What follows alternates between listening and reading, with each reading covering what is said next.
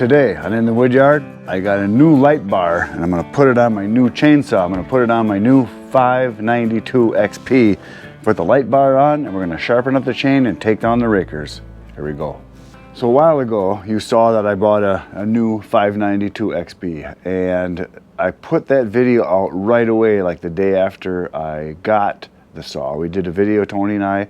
So for you, that would have been like a month ago now. But for me, it was like 2 days ago because I got a lot of other videos that I had produced and edited and ready to go that you're gonna see before all this one. But I just got my new light bar. They were out of them when I bought my saw, so I had just to get the regular X-Tough bar. But I got a new light bar here. There it is, it's in the box. And I'm going to swap it out for the light bar on the big saw because I'm gonna take a little bit of weight off it because it is heavy. She's a big girl with wide hips. And I want to lighten her up just a little bit. But I'm going to put the same chain back on. It's an X-cut chain, and I'm going to sharpen it up. Now, one of the things that happened when I was cutting, I noticed right away, the Rakers needed to come down. The saw did not pull me into the wood. It wasn't cutting as aggressively as it should have. It was cutting because it's got a lot of power. And I think if I take the Rakers down, sharpen up a little bit, it's going to be scary. So that is what I'm going to do today. I am going to do a little touch-up on the teeth, take the Rakers down a little bit, swap out bars, and then I think we'll be ready to do some serious work. Because I think in a few days I'm going to go do some cutting with it. And then I'm going to take the bar that's on here, this X-Tough bar, and I'm going to put that on one of my older saws that really needs a new bar. I ordered some bars and they came and they were steel bars and they don't work. The slot is totally different for where the bolts go in onto the side of the power head. Different length, different width and everything, so it didn't work. So, but I sold all 4 of them. I bought 4 of them and I sold them to Tony because he's got steel chainsaws. So it's good for both of us. So that's what we're gonna do today. So let's get tinkering. So I just found out something kind of interesting. I don't know why, but I pulled out the owner's manual because I never look at them really until I have to. But I just noticed on here, look at this. The 585, which is not even out yet. I haven't seen one anywhere, haven't heard of anybody having it. Then I've got the 592 XP, which is this saw right here. And look at that. It comes in the G, which means that's heated handlebars. So my brother Ken is going to be very excited about that. Maybe he'll want to get one of those, or Tony, or guys that want some heated handlebars. That is what the G means. It's heated handlebars. And I believe that stands for generator, because it has a heat generator switch in the back of the saw. Where you turn it on, you get heat. And they're really nice. And for those of you that live in warm climates, you'll never need this. If you're living in, say, Wisconsin, North Dakota, South Dakota, maybe Minnesota for sure, Michigan, any of those states, this is an awesome thing to have as a heated saw. Or obviously anybody, anywhere in Canada, because you guys invented cold. Or if you're in Northern Europe and you have cold, the heat is real and it comes on and it feels fantastic. So I highly recommend that if you have problems keeping your hands warm.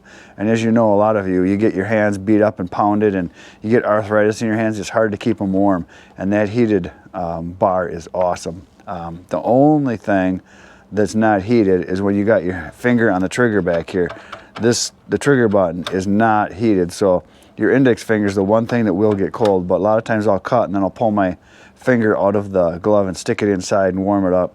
My brother Ken uses it all the time because he's up in northern Wisconsin. He gets a lot of 20, 25, 30 below actual temperature, not wind chill, and he cuts a lot of wood. And he said without that, he wouldn't be able to cut. So there you go. So the one thing I didn't mention is this is obviously the new saw, the 592G, XPG, and Ken has a 372 XPG, and apparently they're very hard to come by. I talked to the guy at the place where I bought my saw, and he said the 372 XPG, he said it might take a year to get one. They're just really hard to find. But I do know that they are available, and now they're available in the 592, which is sweet.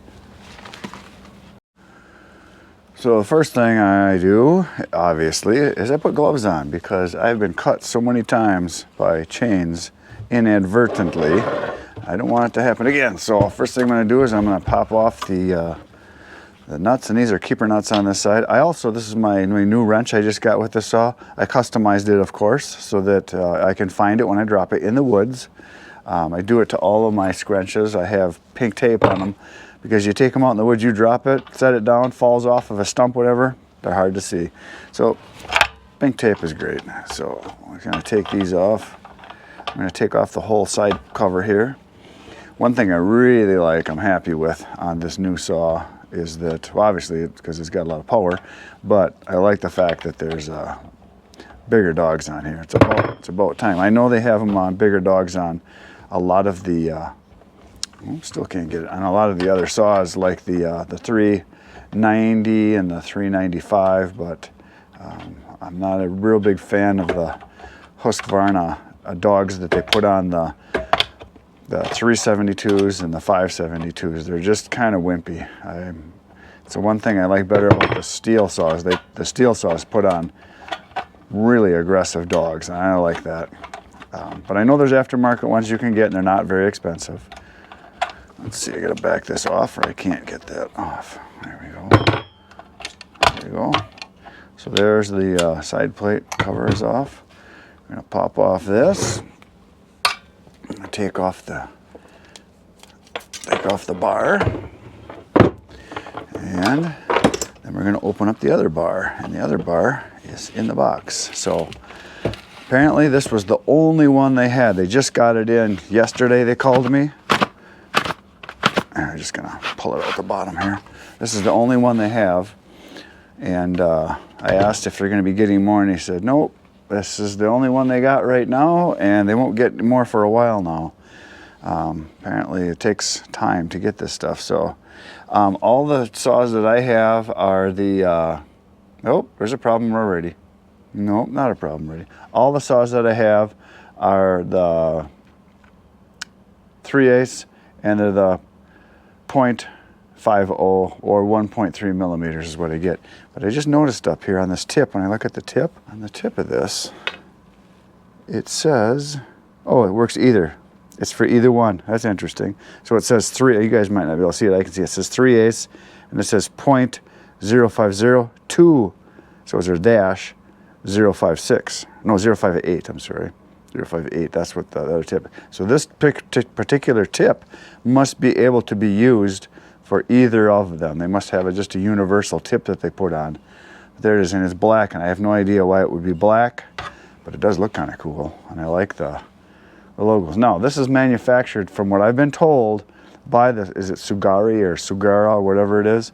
Because if you look at theirs, they have the same cutouts on theirs as what's on here, because I believe that they are manufacturing, and then this is being rebranded with Husqvarna, but I believe that is the company that makes them for Husqvarna. I could be wrong, but it sure as heck to me when I looked at the show that they had the same exact design, and it looked like they were the Sugis or Sugaras or Sugi Woogies, whatever it is. I don't know how to pronounce it, but so there it is. We're going to put her on right now. So I'll put the chain on and we'll slap it on. So here is the bar, and it is lighter for sure, no question about it. You notice it right away. And for those of you that have been running these bars, the lighter ones, whether it's a Husqvarna or the Sugis, let me know what your experience has been, because I've heard some people that have had problems with the bars not lasting as long, and that doesn't surprise me, because if it's a lighter weight material, thinner steel, it's probably not going to last as long. So there it is, and we're going to slap it on. Maybe not so much slapping as placing. Slapping just sounds funner. There we go, it's in, and I get this on, and then we'll put the cover back on. We'll get this done, and I can do some sharpening on this, because I'm kind of anxious to actually get a sharp chain on this, because that's the one thing I'd have to say, is I was not that impressed with the out-of-the-box sharpness of this X-Cut chain. And I'm not saying the sharpness wasn't bad, but the Rakers for sure, I think, were too high. They were too safe. The guy I talked to at Modern Rental said the same thing. He says, yeah, they might not be. And I've heard of people saying that they have to come down right out of the box between 2 and 4 strokes. Several guys have made comments on my channel alluding to that exactly, that they need to come down a little bit, because the saw could do a lot more, but the Rakers, or the depth gauges, a lot of people call them, they were not allowing for that. I want to get this fairly tight here, because I only ran one tank, not even a full tank through it so far, so. But hopefully in a couple days I get to do a comparison. I've been talking with my brother, Ken, and Tony, and we've got all kinds of ideas of what we're gonna do with these saws over the next, week or so. We're gonna do a direct comparison coming up with this new 592 with the old 395 that my brother has. We're going to do a side-by-side comparison. We're both going to run them back and forth, do some cuts, and just see how it works. Obviously, this has a break-in period, before it's going to really open up because of the software and how they regulate it. So then we're also going to do some tests with this saw, the 592, in comparison with the new 500 steel, even though they're not equal in cc's, because I believe the steel is 79 cc's and this is 92-ish. And the 660 is what's more comparable to this saw as far as size, but we don't have any because Tony sold his 660 and he bought his 462, which we're also going to try out and compare with this. So what we're planning on doing is having a play day where we all bring our saws and we try different cuts with the different saws to see what they can actually do and how they feel, and go from saw to saw and back and forth, and really test them out and kind of see what we think and what we feel about them. Now I just got the my depth gauge. Is that a word? I don't know, because people call this a depth gauge, but this is a depth gauge, so it's confusing. So depth gauge tool on the depth gauge. Now when I put it on there, what I always do is I take my finger and I want to feel, like right here. See if I can move this closer for you guys. So now a lot of guys, what they'll do is they'll put their depth gauge on, they'll lock it on, and then they file right off the top of the depth gauge to take the raker down here, or the depth gauge. And that's how they do it. But I can already see it's just barely sticking. Feel it just barely sticking up there. So that really wouldn't be effective, and I know they need to come down slightly. So I only use this gauge just to check a few teeth, and if I feel they're clearly, up above, sticking up, and I can feel them sticking out. This one I can feel up there. So these aren't all even. This one's sticking up more than just the last one was. So if I can feel them sticking up, I know it's too high. If I can feel it at all when I put my finger across this depth gauge here, if I feel it, it comes down a little bit. Now, this is not for everybody, not for every saw.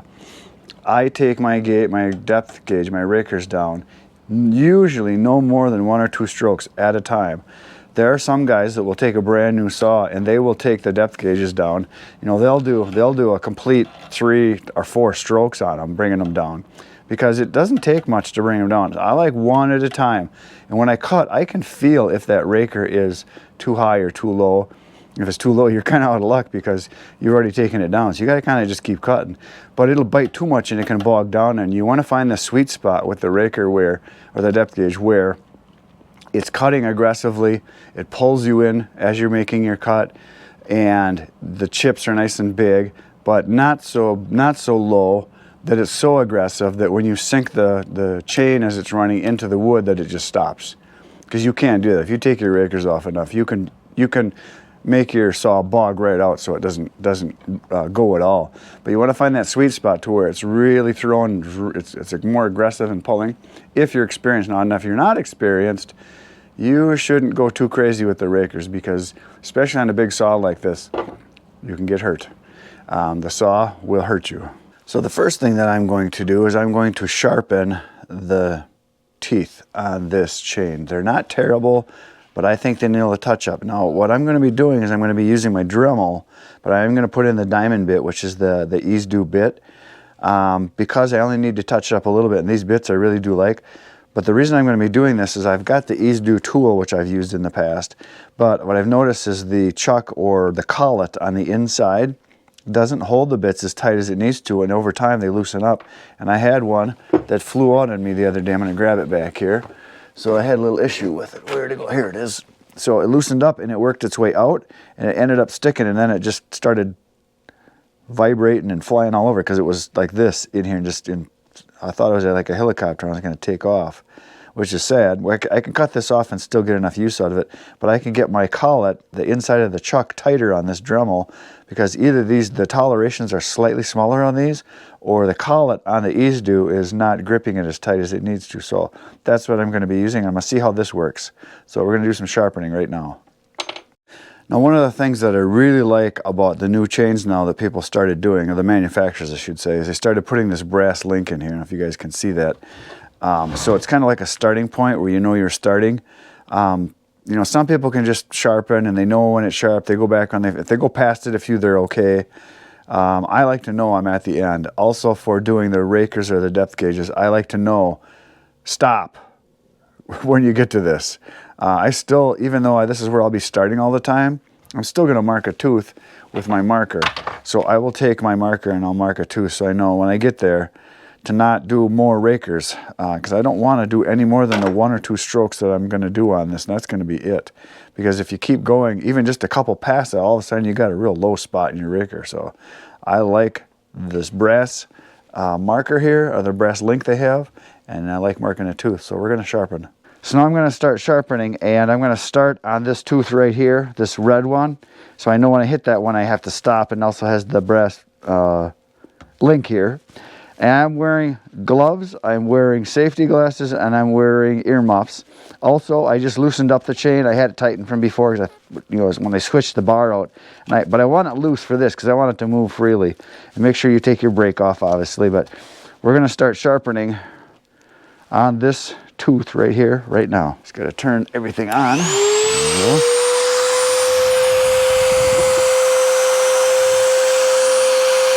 Turn it so you guys can see while I sharpen. It doesn't take much, just a little bit.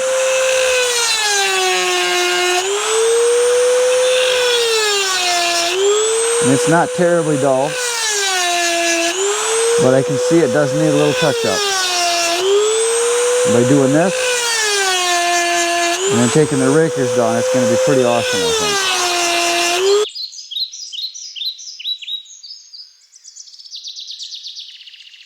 There you go.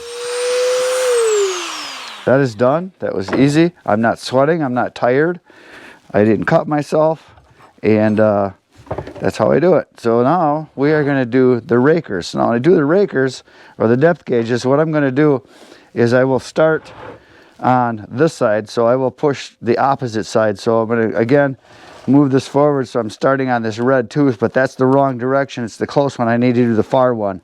So all I do is, I'll get this, you guys, so you can see here a little bit. So I push down on the bar, wait until it's, you know, hitting the table, so I get some grip to it. Because this I am hand filing, so there's a little pressure here, but I'm going to do 2 strokes on every tooth.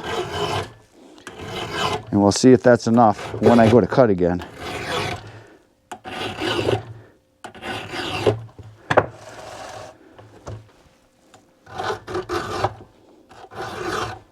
I'm going to try to be as even as I can with the stroke length and the stroke pressure, so they're all as close as possible. And of course, it's not scientific. I'm not using a micrometer. It's kind of more of a feel thing. And yeah, that one was really pointy. Holy smokes! And after you do it a while, you just you get used to what you got to do. You kind of learn by feel what you need to do.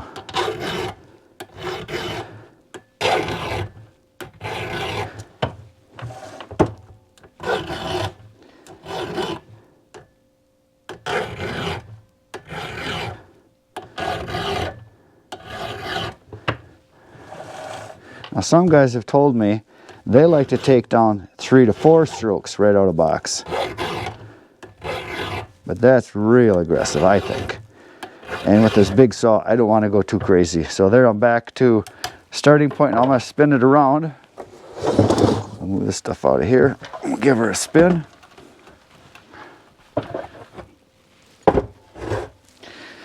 And let's see if I can get you guys where you can see.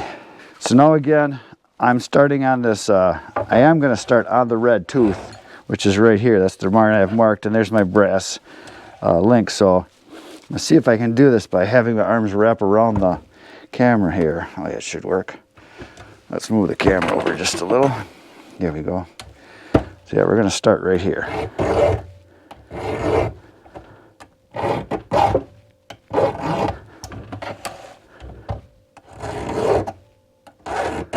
Oops, that one I didn't hit. The file came off.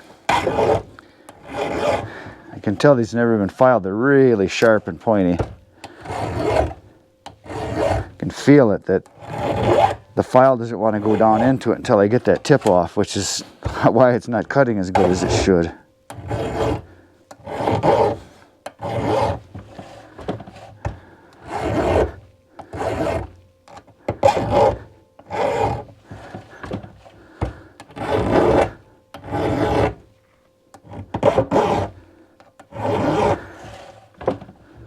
For those of you that are new to this and don't know this, this file, there's no cutter edge on the outside edge of this, so if you hit the tooth, you're not going to hurt it. There's no grooves. Well, that's really a hard one. Holy crap. There. So yeah, you're not going to, if you rub up against the tooth here, you're not going to hurt it. I always try not to, but it can happen. So you want to use a special file like this one. This is actually a Husqvarna brand file. And it works really well. I've tried different kinds, but this one seems to be the one that I like the best. A lot of you might be, there I'm back to the beginning here. A lot of you might use that 2-in-1 steel one, but it's hard to adjust your rakers. And I like the rakers a little more aggressive, which is what I just did. And with that 2-in-1, you really can't do that. And that's something that you won't know until you cut a lot. Now, I had loosened up the chain so that I could move it to sharpen it. Now I'm going to tighten it up and she'll be ready to rock and roll. So let's see here, which way we got to go? I got to go this way, forward. And I do it by feel. I know how it feels, how I want it. And I keep tightening until I can just barely get it out of the groove here. And I can just do it by feeling. That's where I want it to be, because I've done it enough that I just know. And some of you have to use a gauge or something, or you lift it up and look at it. I do it more by feel. One way to do it is you place a nickel underneath, and that seems to work really well too. You put an actual nickel, I got it right here. You put a nickel underneath the chain when it's loose, and then you tighten it down until you can't tighten anymore, and that nickel is the right amount of gauge. And apparently that works pretty good. I've done it, and it seems to be almost exactly the same as what I just did as far as sharpening, for tightening. There we go. Snug as a bug in a rug. She's ready to kill. Look at it, isn't it pretty? So now I want to show you, this is an old bar that needs replacing, and you can see here how this is right in here. It's starting to groove there, because what happens as the chain comes around, the force wants to keep it going around, and so you get a dip right here and you get a dip right here when you flip the bar either way, so you're going to get a dip like that. Now look at the other side, it's even worse. If I flip this over so you can see. I think that should be pretty good if you guys can see that. So if you look at this, here we go, I'll lay it over here like that. So if you see here, see how deep that is right there? And you can see it's right here, that color, it's actually heating up there. So I'm surprised this bar lasted as long as it did, because the tip should have blown out by now, and this is really getting worn here. That's how you start having the chain thrown on you. The tip will wear out. So I've been asked a couple times about greasing the tip, and yes I do. I have a little push-pull tool here. It's a Oregon. You just go into this little hole right here and you give it 1 or 2 shots into there, and you push some grease in there. I do that every second, third sharpening, something like that. I don't do it a lot, but I do it enough that I know I'm getting some grease in there. Some guys never do it. Now it's only on one side, you'll notice there's no hole on this side, so it's only on the other side. But this is a little tool, it's cheap. You can refill it, you pull the end off, and you pull the cap off, and you can put more grease in there. So it's reusable, so it's a handy little tool. I've got one here in my workbench, and I also have one in my go box, so I've got it with me just in case I want to throw some grease in the tip. So I'm going to take this off, and we are going to replace this bar. Now here, I'll leave this lay here like this, and I'll grab this other bar from the one that I just took off of the 592, my new one. It's right here. So this is what it should look like. So as you can see if you look side by side, I think you guys can see that. If you look right here, you can see how you can actually see the drive links right here underneath where they're connecting, and you see that where it's dipped, because it comes across and it dips down and it eats right into your tip. You can replace the tips, and I have done it But for what it costs and how if I buy bunches of bars when I go to conventions, I get, 4 or 5 bars at a time. Generally, it's just as cheap just to buy a new bar. And you don't have to worry at all about the bar as far as the rail or anything. It seems to be, I just like to put a new bar on. I don't know, maybe I'm wasteful, but I am going to take this bar, put it on this saw right now. So I'm going to take off this old worn out bar and put the new one on. And I am going to keep the old bar because if I ever have to cut a stump or something, or if I know there's going to be barbed wire and somebody has to have me cut a tree down or something, or they get, a special request and I really don't want to do it, I will put this old bar on. I'll grab a piece of crap old chain that's just down to nothing, and that's what I'll use to cut into the mess, so that I am not going to ruin a brand new bar, brand new chain. I can get in there and do the work without having to sacrifice, something that I've got that I don't want to get ruined. So just back these off. And this is the 572, so these are keeper nuts on here. I guess I got to go a little more here. It's because the bar is pushing. That's the problem. There we go. So I'll spin this off and we'll take that old bar out. And like I said, I am going to save it. I got to look at the chain. The chain might actually be good enough just to go right onto the other bar. More than likely it's still pretty good because I think I just sharpened it. Holy crap, that needs to be cleaned up. That's a bad one. Oh, look at the dirt here. I'm going to clean this out. I haven't cleaned this one in a while. You probably noticed that if you look. Look at that. How is that? Does that look delicious or what? So yeah, we're going to clean that all up. I'm going to get in there and brush it out and wipe it out and spray it, and we'll get this baby cleaned up.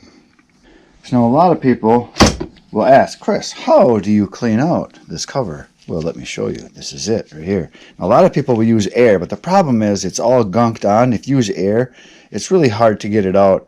And I find with air, everything flies everywhere around on the floor, and it just creates a mess.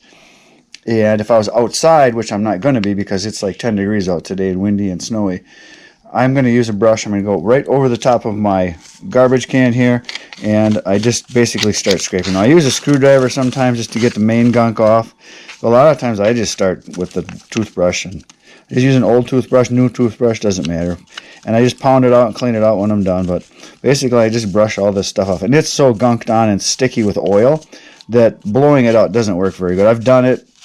You got to have a lot of air pressure to get all the crevices and cracks out.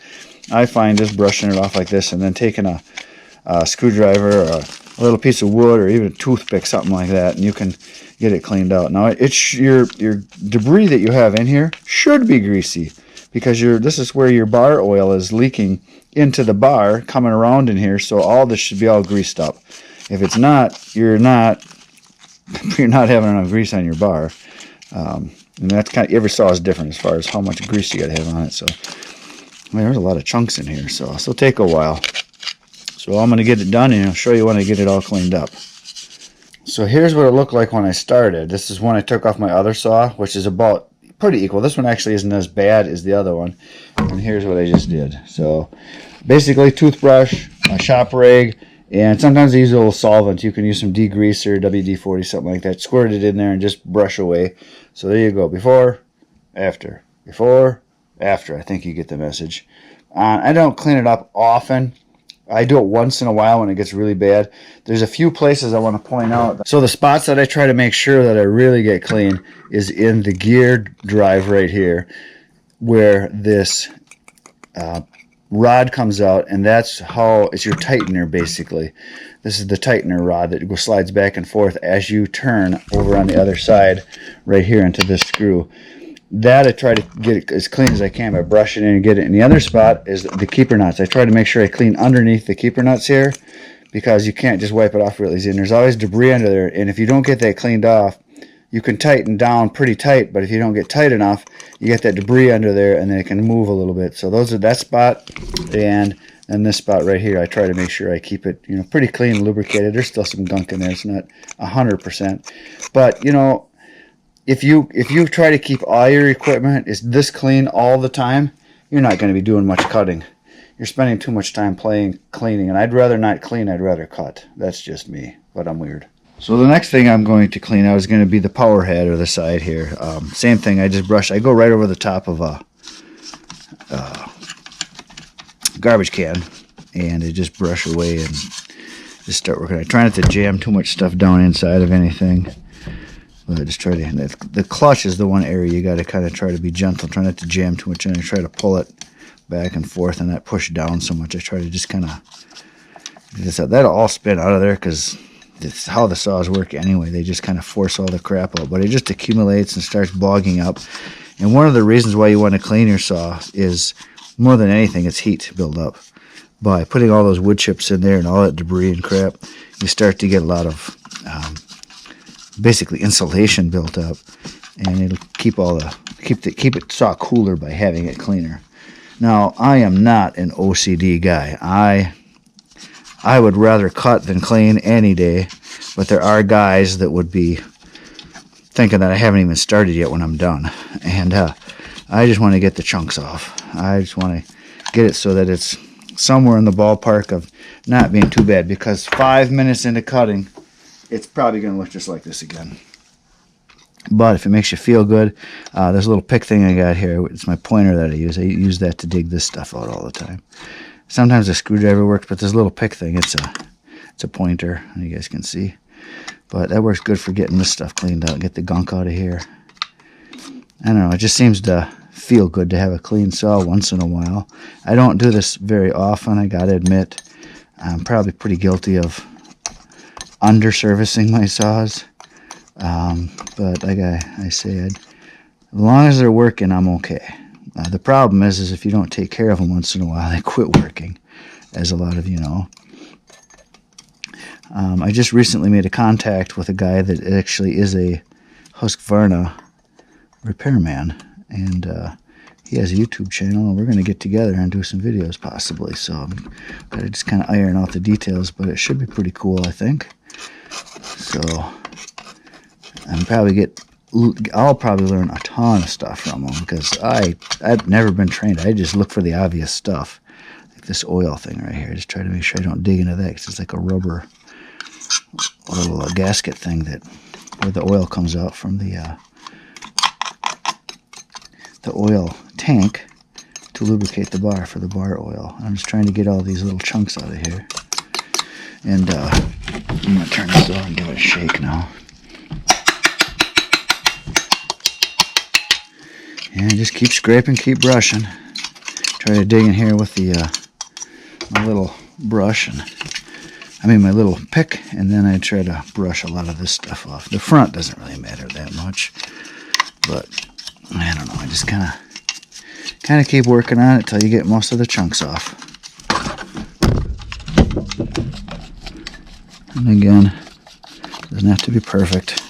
Just want to make myself feel better, like I gave it a little bit of a bath. I'm not going to get right down in there with a toothpick and stuff like that. Yeah, just give it a few hits, a lot of stuff will fall right out.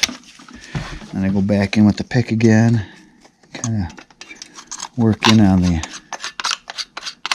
clutch here a little bit. So now would be a good point to take air and blow it on here, but I'm not going to do that because I don't want to make a big mess in here. I just vacuum the floor in here. I already got a bunch of crap out on the floor. Because if I use my compressor and the nozzle on the air hose, it just shoots everywhere. Then I get yelled at by the boss, aka my wife, for making a mess. I don't imagine that's ever happened to you guys. There we go. That's good enough. So here again, I thought I'd show you the side-by-side comparison of the two tips. This is the newer one. I've only ran a tank of saw with this one, but this one's had, I don't know, 100 tanks through it. It's bad. Look at how bad that is, that big curve in there. And this is the newer one, so she earned her keep, is ready for a rest. Time to go to the bar graveyard. So yeah. But I'll keep it just in case I need one, or I take it along with me sometimes if you pinch a bar or if you bend a bar. That can happen if you're felling, and you can ruin a bar. So it's a good spare. It'll get me through a pinch if nothing else. So now what I have to do is I have to take the old chain that I took off the old bar and put it on the new chain, which I don't really like to do. I just assume put a new chain on a new bar. But this chain still has I don't know, probably a good 3-4 sharpenings in it before it's going to be done, so make sure I got it on here right. And I'll slap it on again, because slapping chains on is a fun thing. Here we go. That's on. So I'll tip this over and hide it, put it on.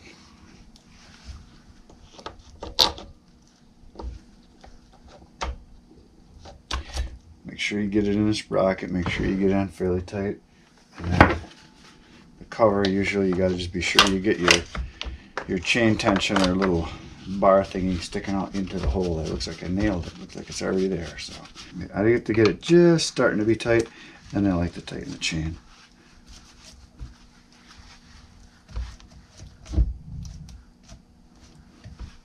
Oh, it's getting close. It's right about there. Should be good.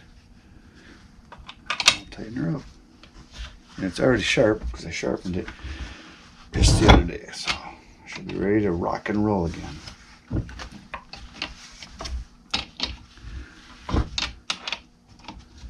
There we go. All done. There they are. 4 saws sharp. Depth gauges are taken down to Rakers. They're sharp, ready to cut, ready to rock and roll. They are scary sharp.